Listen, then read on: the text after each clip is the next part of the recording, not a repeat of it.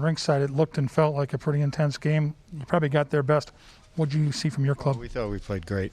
It's hard to go in and talk to the guys, obviously, after games like that and say, stay positive. We played great. Just didn't get the results, but we really did. We did so many really good things in this hockey game, and we didn't get the result. But if we can play that type of game, that in all three zones, we'll be in good shape.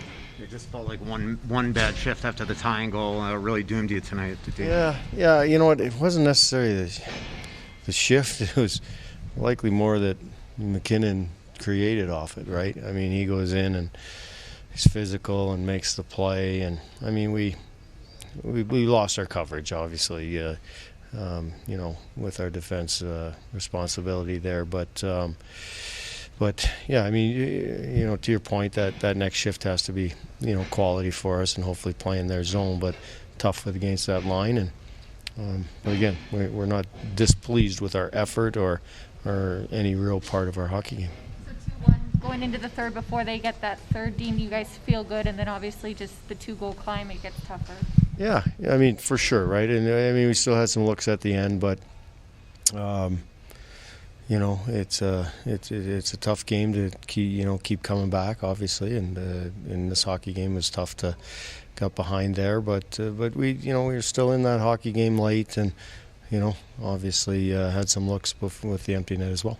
What was the reasoning that they said about McKinnon only getting 2 minutes rather than a major? Looked like a fight to me. I've been in a couple, and it looked like one to me. So I don't understand it. I don't. They drop their gloves, they throw punches. It's a fight.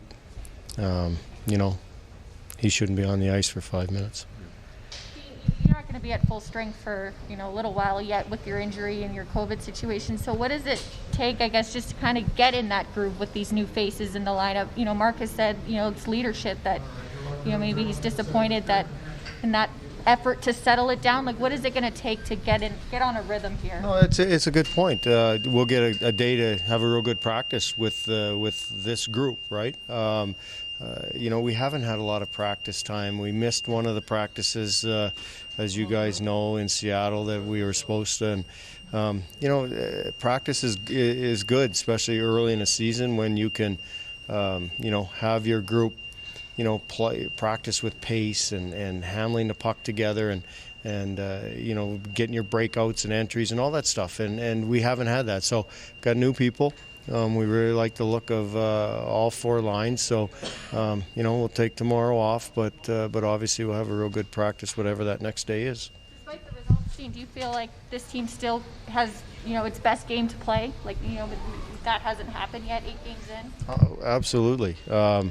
We've played well, but, spurts and stuff. But, we're competing. And, clearly we've lost some real close hockey games. We likely need to score some more goals. There's no question about that. So, but we liked our like I said, our 3 zones. Our defensive game was tight tonight, and we just need to find a couple more goals every game. You mentioned McKinnon going out and making that that shift happen. Landeskog has 4 points on him. How much do you guys need Fiala, Kaprizov to start producing here?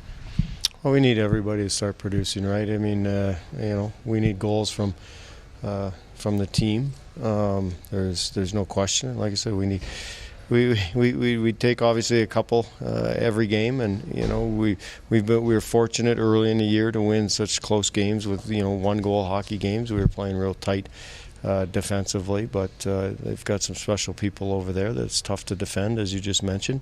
So yeah, we all need to step up offensively a little bit.